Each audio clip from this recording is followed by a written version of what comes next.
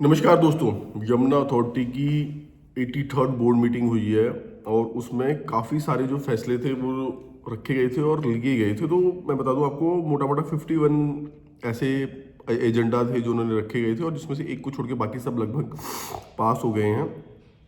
तो काफ़ी सक्सेसफुल रही है बोर्ड मीटिंग। आखिर मैं आपको यहाँ पे हम 50 तो नहीं डिस्कस करेंगे, तो मेन मेन मैं 5 निकाल के लेके आया हूँ जो मेन पॉइंट हैं अपने लिए, जो इन्वेस्टर्स के लिए इम्पैक्ट करेंगे। और पॉजिटिव न्यूज़ पे पॉजिटिव न्यूज़ आती जा रही हैं लगातार। तो इसको मैं फिल्म सिटी वाली अपडेट से इसको मैं ज़्यादा पॉजिटिव न्यूज़ मानूंगा, बिकॉज इसमें सबसे पहले हम बात करेंगे, कनेक्टिविटी की बात कर लेते हैं।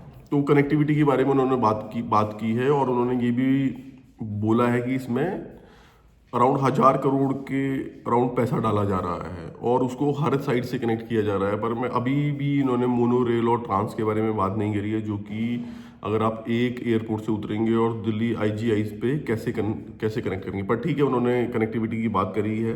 तो कनेक्टिविटी भी कहीं ना कहीं, क्योंकि अगर कोई उस पर पहुंचेगा ही नहीं एयरपोर्ट पे तो बात कैसे होगी। एयरपोर्ट तक लोग को पहुंचाना सबसे ज़्यादा इंपॉर्टेंट है। दूसरा जो सबसे सबसे बड़ा मैं बात करूंगा कि जो सबसे बड़ा पैरामीटर इन्होंने लिया, सेमीकंडक्टर का इन्होंने नाम लिया। सेमीकंडक्टर का इन्होंने पहले भी नाम लिया था और काफ़ी इन्होंने बोला भी था हमने इतनी अलॉटमेंट कर दी है और इन्होंने 150 लोगों के नाम लिए थे करीब।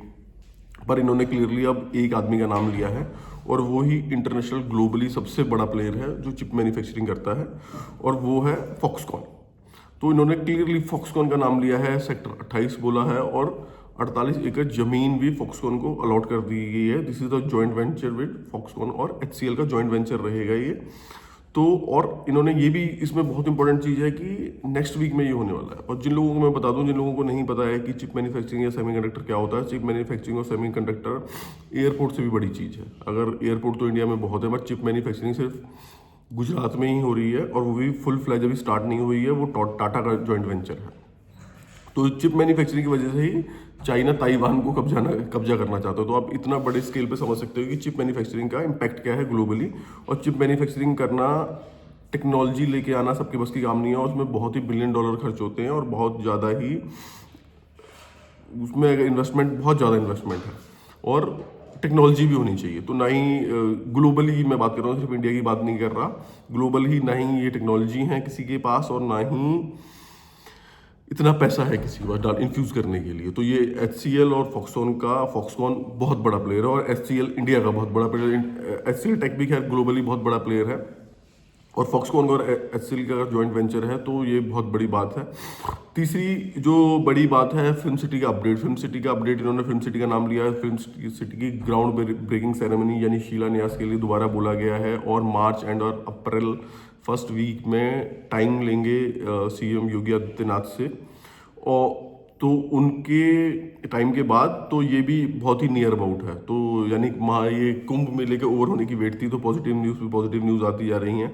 तो ये दो चीज़ें लाइंड अप हैं। अगर दोनों में से मैं तो कहूँगा कि चलो भाई एक भी हो गई, शिलान्यास भी हो जाए, या फॉक्सकॉन का जो प्लॉट जो अलॉट किया है सेक्टर 28 में उन्होंने, उसका अगर हैंड ओवर भी हो जाए तो ये भी बहुत बड़ी बात होगी। और एक चीज़ और मैं बता दूँ, इसमें सेमीकंडक्टर वाली डील में CM योगी आदित्यनाथ खुद डायरेक्टली इन्वॉल्व हैं।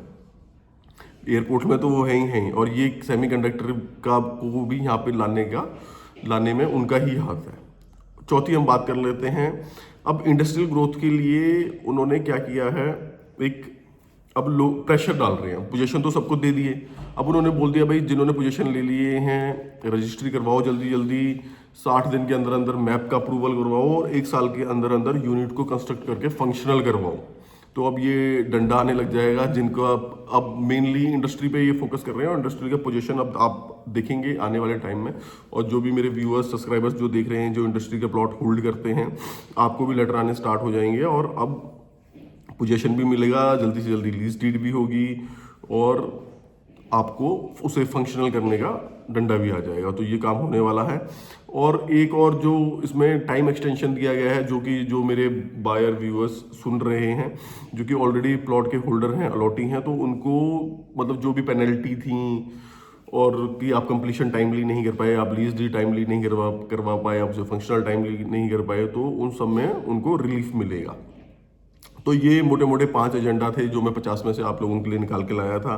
अगर किसी और के पास कोई अपडेट है तो आप कमेंट सेक्शन में मेंशन करिए। और जो मैंने सेमीकंडक्टर वाला जो पॉइंट बोला है, अगर कोई इस बात से एग्री करता है तो ए लिखे और डिसएग्री करता है तो डी लिखे। धन्यवाद।